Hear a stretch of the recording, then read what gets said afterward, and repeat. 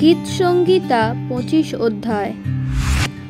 সদাপ্রভু, তোমারই দিকে আমি নিজ প্রাণ উত্তোলন করি। হে আমার ঈশ্বর, আমি তোমারই শরণ লইয়াছি, আমাকে লজ্জিত হইতে দিও না। আমার শত্রুগণ আমার উপরে উল্লাস না করুক।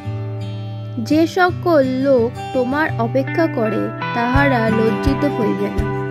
যাহারা অকারণে বিশ্বাসঘাতকতা করে তাহারাই লজ্জিত হইবে। সদাপ্রভু, তোমার পথ সকল আমাকে জ্ঞাত করো, তোমার পন্থা সকল আমাকে বুঝাইয়া দাও। তোমার সত্যে আমাকে চালাও, আমাকে শিক্ষা দাও, কেননা তুমি আমার ত্রাণেশ্বর। আমি সমস্ত দিন তোমার অপেক্ষায় থাকি। সদাপ্রভু, তোমার করুণা ও দয়া স্মরণ করো, কেননা উভয়ই অনাদি। আমার যৌবনের পাপ ও আমার অধর্ম সকল স্মরণ করিও না।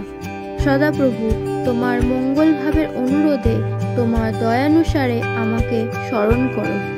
সদাপ্রভু মঙ্গলময় ও সরল, এই জন্য তিনি পাপীদিওকে পথ দেখান।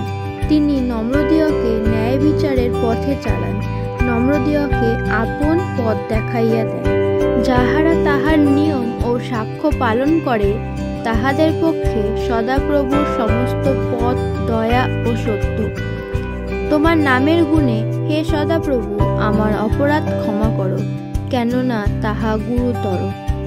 সে ব্যক্তি কে যে সদাপ্রভুকে ভয় করে, তিনি তাহাকে ইষ্টপথ দেখাইয়া দিবেন।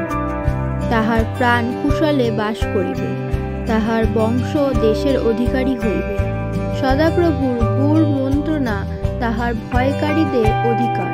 তিনি তাহাদিওকে আপন নিয়ম জানাইবেন।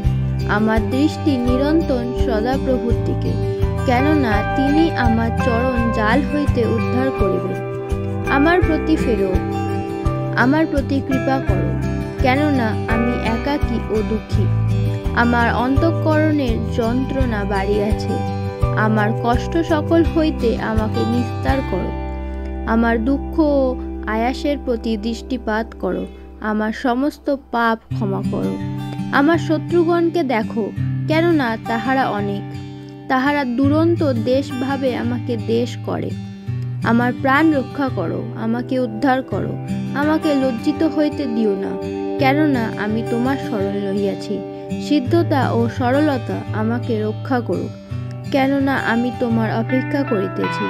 হে ঈশ্বর, ইসরায়েলকে মুক্ত করো, তাহার সমস্ত সংকট হইতে মুক্ত করো। আমিন।